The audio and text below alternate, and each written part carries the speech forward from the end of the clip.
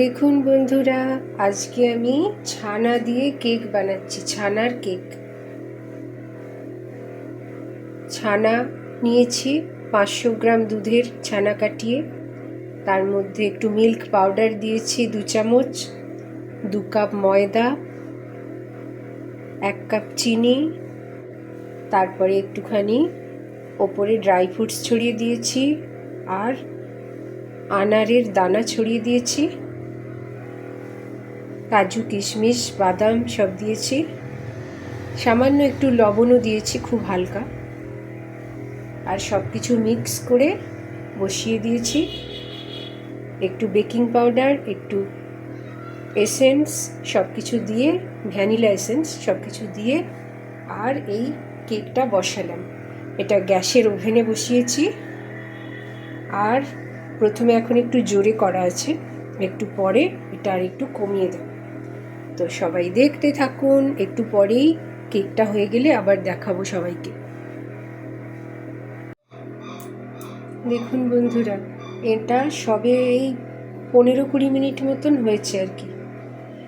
আর আমি একটা জিনিস বলতে ভুলে গেছিলাম, এর মধ্যে আমি 1/4 কাপ সাদা তেলও দিয়েছিলাম। তো এখনও একটু বাকি আছে, এটা পুরো ফুলে উঠবে। সবে একটুখানি ফুলেছে। সবাই দেখতে থাকুন, আমি শেষকালে আবার দেখাচ্ছি কি সুন্দর হবে। দেখুন বন্ধুরা, আমার এই ছানার কেকটা তৈরি হয়ে গেছে। প্রায় 1 ঘন্টা 5 মিনিট লাগলো। আমি এই যে গ্যাসটা অফ করে দিলাম, একদম কম করে দিয়েছিলাম, লো আছে হয়েছে আর কি।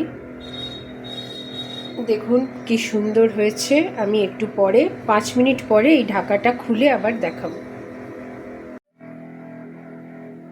দেখুন বন্ধুরা, আজকে আমি ছানার কেক বানিয়েছি, একদম নরম তুলতুলে আর খুব সুন্দর দেখতেও হয়েছে।